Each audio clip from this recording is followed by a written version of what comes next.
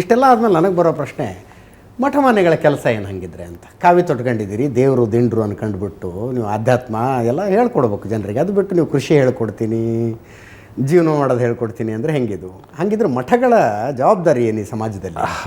ನಮ್ಮ ಮಠಗಳು ಎಲ್ಲಿಂದ ಬಂದು ಅನ್ನೋದನ್ನು ಬಹಳ ಜನ ಮರ್ತಿದ್ದಾರೆ. ನಾವು ಋಷಿ ಪರಂಪರೆಯವರು. ಋಷಿಗಳಿಗೆ ಕೃಷಿ ಮುಖ್ಯ ವ್ಯವಸಾಯ ಇತ್ತು. ಅವ್ರು ಭಿಕ್ಷುಕರಾಗಿರಲಿಲ್ಲ.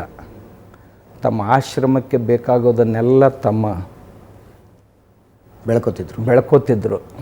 ವಿದ್ಯಾರ್ಥಿಗಳು ಮೊದಲನೇದಾಗಿ ಕಲಿಸೋದೇ ಕೃಷಿಯನ್ನು ಅವರು. ಆನಂತರ ಉಳಿದವುಗಳನ್ನೆಲ್ಲವನ್ನು ಸುಮಾರು ಉಪನಿಷತ್ತುಗಳಲ್ಲಿ ನೋಡಿರ್ತಾವೆ.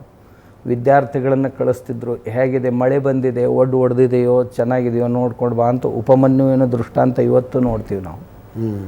ನೀರು ಒಡೆದು ಹೋಗ್ತಾ ಸೋರಿ ಹೋಗ್ತಾ ಇರುವಾಗ ಕಟ್ಟೋದಾಗಲಿಲ್ಲ, ಆತ ಅಡ್ಡ ಮಲ್ಕೊಂಡು ಬಿಟ್ಟ. ಯಾಕಂದರೆ ಇಂಥನು ಎಲ್ಲ ಋಷಿಗಳು ಆಶ್ರಮಗಳು ನಡೆದದ್ದು ಇದ್ರ ಮೇಲೆ. ನಮ್ಮ ಮಠಗಳಿಗೆ ಭೂಮಿಯನ್ನು ಉಂಬಳಿ ಹಾಕಿ ಕೊಟ್ಟರು. ಎಲ್ಲ ಮಠಗಳಿಗೂ ಸಹಿತ ಭೂಮಿ ಇವೆ.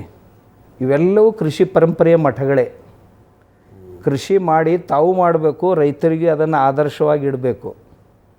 ಗುರುಗಳು ಕೊಟ್ಟರು, ಗುರುಗಳು ಹೇಳಿದರು ಅಂದ್ರೆ ಅತ್ಯಂತ ಶ್ರದ್ಧೆಯಿಂದ ಜನ ಮಾಡ್ತಾರೆ. ಆದ್ದರಿಂದ ಇದು ಗುರುಗಳು ಮಾಡಬೇಕಾದಂಥ ಮೊದಲನೇ ಕೆಲಸ.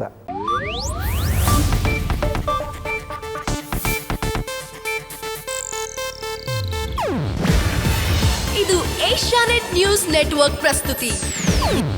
ನೀವು ನೋಡ್ತಿದ್ದೀರಾ ಏಷ್ಯಾನೆಟ್ ಸುವರ್ಣ ನ್ಯೂಸ್.